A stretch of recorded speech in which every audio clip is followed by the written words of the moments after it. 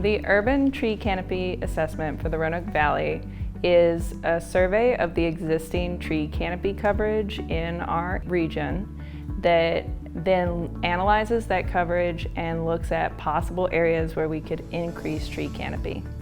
Overall, the study showed that we do across the region have a pretty good tree canopy coverage, so about 60%.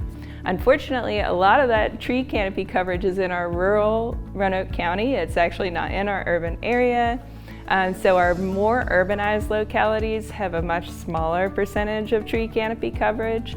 The average is closer to 25 to 30% across those localities. So an urban forest does several things for our citizens. First of all, it provides aesthetic beauty to the city. One of the more important things that we do is we are trying to provide shade across the city to reduce the heat island effect. We can reduce the temperature by 8 to 10 degrees on a tree-lined street, and that's not only the street trees, but that is in the landscape as well. So we encourage folks to plant trees on their private property. And if we can do that, we can reduce energy costs as well, per home about 7%. So that's a big savings to the homeowner. A mature deciduous tree in the city can hold between 500 and 600 gallons of water. And when you look across the city, that's close to 60 million gallons of water that the forest can hold and slow down so it doesn't overwhelm an aging storm drain system.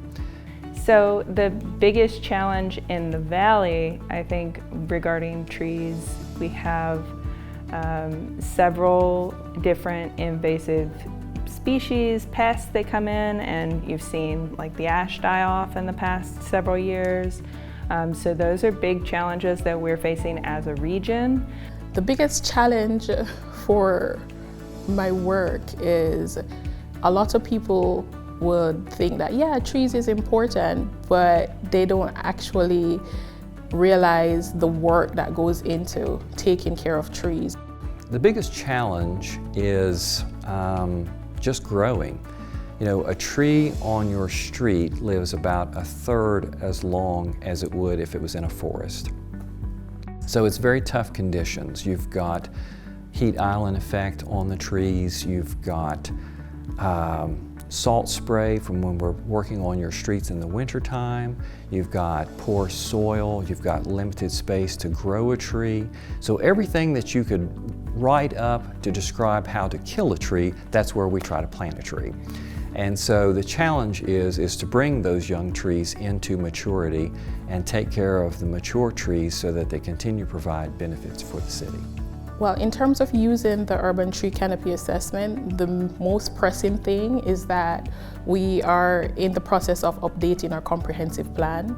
And so the information from that assessment is critical to understanding where we are as a town in terms of the care of our trees, what is the best location to be planting trees, and then what type of trees to be planted. So that will essentially help us to plan for the next 20 years so that even after me, persons have that information and be able to reference it.